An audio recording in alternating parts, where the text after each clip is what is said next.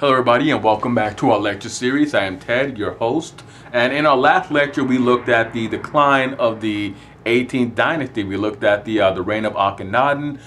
We saw how Akhenaten's reign largely um, alienated large segments of Egyptian society. It alienated a lot of the elites. We really don't know what the common people feel because their opinions were not recorded. But we do know that his intense focus on religious reform alienated Egypt's ability to protect the Asiatic provinces, the provinces of the Levantine shore. It allowed the Hittites to gain power in Asia Minor and allowed the Hittites to sweep into the Levantine shores and sort of gain power there. We saw that his dynasty suffered a collapse. He was succeeded by his son Tutankhaten, but his son died without a son of his own, and that the next three succeeding kings of Egypt were all old men, and that the last of these old men, a man called Ramses the First, he was chosen, even though he was an old man, because he had a son and he had grandsons. We can sort of see that after his predecessor, Horemheb, that Egypt would have a fairly stable outlook for the next three dynasties, for the next three generations. We can see a royal dynasty once again forming from Ramesses, Dynasty 19. And we sort of ended our lecture there on Dynasty 19, inheriting the problem of battling the Hittites in the eastern shores of the Mediterranean. Now, from there, this lecture is going to focus on ancient Nubia. And ancient Nubia was Egypt's southern neighbor. And they were frequently at odds with one another, but then they were also frequently in cahoots with one another. They had this very odd love-hate relationship to where they were closely related people, sharing the same culture and religious outlook, but the Nubians really prized their autonomy, their freedom and their autonomy. And whereas Egypt was quick to unite and really, it's always the exception when you see Egypt disunited. It was always the exception when you saw Nubia united. Nubia was always fiercely independent and fiercely local. This love-hate relationship is really best identified by their symbiotic sharing of the culture, sharing culture, and sharing really the same cultural heritage that arose along the Nile, along or in the Nile River Valley. The Egyptians and the Nubians, the basis of their symbiotic relationship was an exchange system. Nubia was the source of gold first and foremost for Egypt. The Egyptian kings, the Nasuts, they often recruited a lot of Nubian soldiers for the Egyptian army. Nubia became famed for its archers, who were recruited for service in the Egyptian army. The Nubians built many of their structures using mud brick masonry. Nubia itself occupies vast tracts of land in the Nile River Valley. It is traditionally defined as extending from the fourth the fourth cataract to Sai. The first cataract at the end of Egypt. In between the first and the fourth is sort of an intermediary zone, and from the fourth to Sai is Nubia proper, Upper and Lower Nubia. Now, early Nubian civilization centered on the raising of cattle and on fairly intensive agriculture. Complex society in Nubia arose around 400 BCE, and we can really sort of put that date back to around 5000 BCE. The earliest urban center of great renown in Nubia is at a site called Kerma. Now, Kerma was settled by small bands who lived along the Nile River Valley. Kerma never developed writing and relied mainly on cattle raising. Now, the Nubians at Kerma developed a highly sophisticated culture, but the heavy focus of their society, of their civilization, was on cattle herding. And this led to pastures, and it led them to favor pastures, open pastures, and not to develop irrigation. Now, Nubia is known by many names: Kush, is a biblical name. It carries a lot of religious connotations. The Nubians were known, are actually known quite well in Christian religious sources, not just from being the land of Cush, but also for being a very pious people. The Nubians were also, or at least Nubia was also referred to as the Ta-Seti, and the Egyptians referred to the Nubians as the Nisi. Now, from Nubia, we also get the common English name Candace, and Candace is a variant, I should say, of the ancient Nubian word Kandake, which meant queen. Now, ancient Nubia was also famed for farming, which, while not as prodigious as the farming in Egypt, was very rich and very profitable. Cattle also held significant importance to the Nubians. Herding was central to the communities, and the statuses of the princes was largely determined by their ability to maintain large herds of cattle. Mining was also a vital necessity. The Nubians became a very vital necessity for access to gold for the Egyptians, and gold was a very valuable trade resource between the Egyptians and the Nubians, and then of course between the Egyptians and the people of the Near East. But also a valuable resource for the Nubians themselves. They began to manufacture gold ornaments for themselves.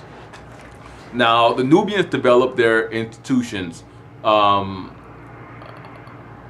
in conjunction with the Egyptians, but they preserved a lot of their own sort of localized cultural ties or traits. There were many similarities between the Egyptians and the Nubians, but also a lot of differences. A major difference involved burial. The Nubians buried their kings on a funerary couch, and this is something that the Egyptians did not practice. Also, unlike Egypt, which was unified very quickly and with only extreme exceptions remained unified, Nubia, for the majority of antiquity, was comprised of a collection of small petty states ruled by petty princes. Now, the petty princes of Nubia vied with one another for supremacy, and the political climate was very volatile and very fractious. It is very reminiscent of the political climate of the Greek city-states, in which they could unite when necessary, but they all really favored their own freedom and autonomy. And they resisted the efforts of others attempting to impose hegemony on them, but they all sort of vied for the opportunity to project their own hegemony over their neighbors. So, very fractious and volatile in Nubia. Aspects of Nubian culture that was different than in Egypt include practices such as using rock gongs. And rock gongs were used for communication. You would hit a rock, and it would sort of resonate like a gong. It's very sort of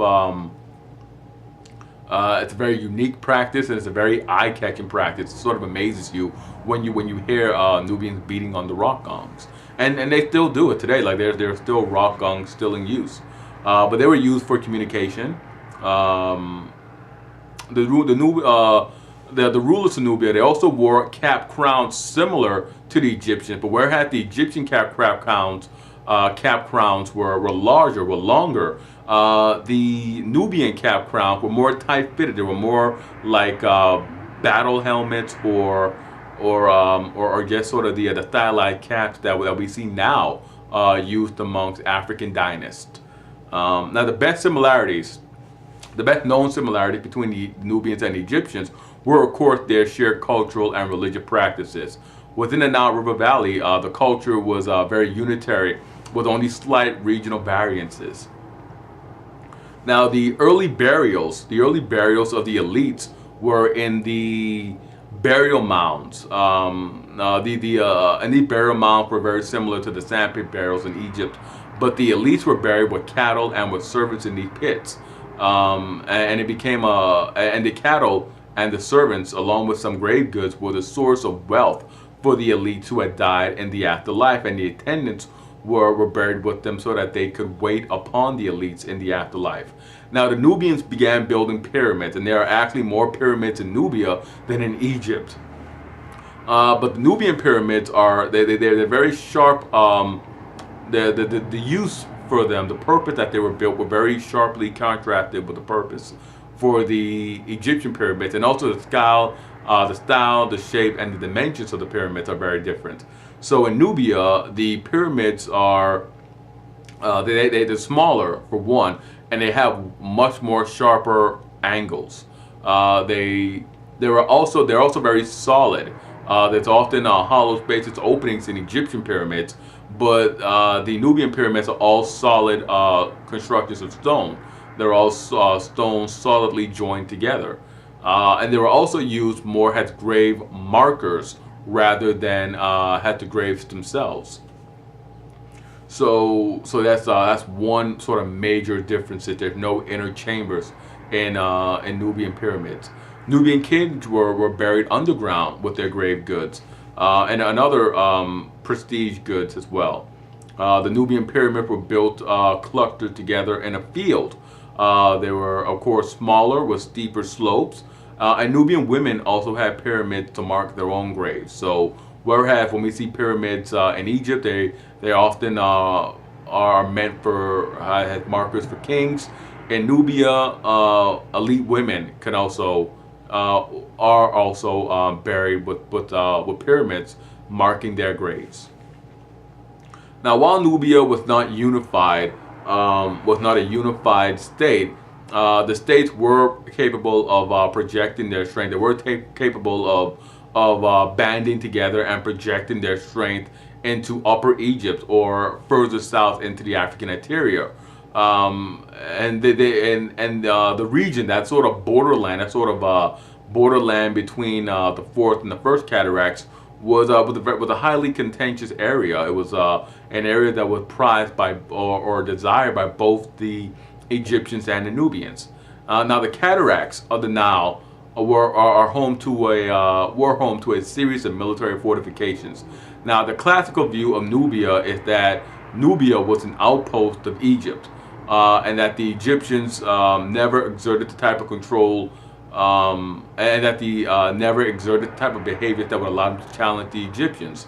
But the reality is that the Egyptians did not have the type of institutions to allow them to project and largely incorporate Nubia into Egypt proper. They can invade, they can hold, they can garrison, but because of the intense loyalty, the intense local loyalty that the Nubians had, they were unwilling to allow a rival Nubian dynasty to control them, and they were definitely unwilling to allow an Egyptian dynasty to come in and control Nubia.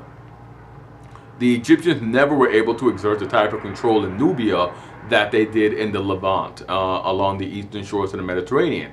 And the wars and battles that established hegemony or strength in terms of regional power did not really become a recurring thing between Egypt and Nubia.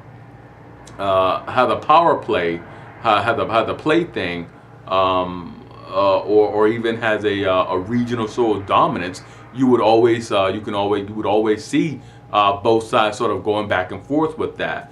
But to view Nubia as a plaything or a source of slaves and gold for Egypt is a very erroneous sort of outlook, sort of view. The pendulum swung back and forth between the two. Now, due to their shared culture, both the Egyptians and the Nubians shared adoration for sacred sites. A sacred mountain called Gebel Barkal, and Gebel Barkal is the Arabic name for it, but it was a sacred site, and it resembled a rearing cobra. And Gebel Barkal simply means the pure mountain in Arabic. And it still retains the reverence of the contemporary inhabitants of the region. Now, later Egyptian kings and Nubian kings, they erected plaques, and they attempted to shape the mountain so that it would look more cobra-like. The mountain, and they even issued a proclamation, and the proclamations would come from Amun of Gebel Barkal, and it would state things like Amun of Gebel Barkal gives the king the right to rule both above and below the cataracts. And this was the impetus for the later Nubian kings who would invade and rule over Kemet, rule in Egypt. Now, the increasing desertification led to the abandoning of Kerma, and really the next major site to become a major population center was Meroe. Now, at Meroe, cattle remained an important feature of their society, but iron smelting became an integral part of the Nubian economy as well as a tradition of working in iron and using iron became very important features of Nubian society. The Nubians are thought to have developed the first iron smelting in Africa, and are among the first, if not the first, culture to develop iron smelting techniques in the world. It's a very contentious and very controversial issue. It's known for a fact they were the first to develop it in Africa, but on the global scale, it's still there's still a lot of controversy. There's still a lot of it's still a hot button issue to say who developed it first and how long is a particular culture's tradition in ironworking. Now, the first iron technology first appeared at Meroe around the first millennia BCE. And iron technology would disseminate from Nubia to the rest of East Africa. Now, Meroe would develop a large industrial center. It would develop into a large industrial center, producing large quantities of iron goods for export and domestic use. Meroe would go on to flourish for 1,000 years after the fall of Egypt. And by the 2nd century, Meroe had developed a writing system. The Meroe alphabet has been deciphered, but the language still remains a mystery to us in large part. Now, Nubia was a confident civilization. It was not a barbarian wilderness. It was an area that was famed for its archers, the ironworking, the gold working, the cattle herding. They all came together to bolster Nubian society, Nubian culture, and Nubian ideals and principles. The increasing desertification eventually led to the fall of both Kerma and Meroe. The desert kept creeping in, and so these ancient sites had to be abandoned because they could not sustain the population. They could not sustain the herding. They could not sustain the sedentary populations. Now, the later introduction of the camel, coupled with desertification, would lead to urbanism being abandoned and nomadism being adopted by the Nubians themselves. The new desert allowed trade routes to develop, but the trade routes were later taken over by Islamic conquerors. And we'll end here with our look at Nubia, and we'll shift focus. And we'll go back to looking at the developments in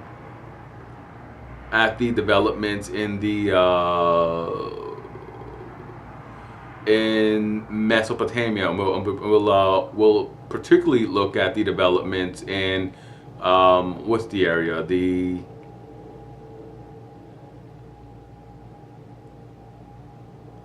We'll go back and we'll look at developments in Asia Minor.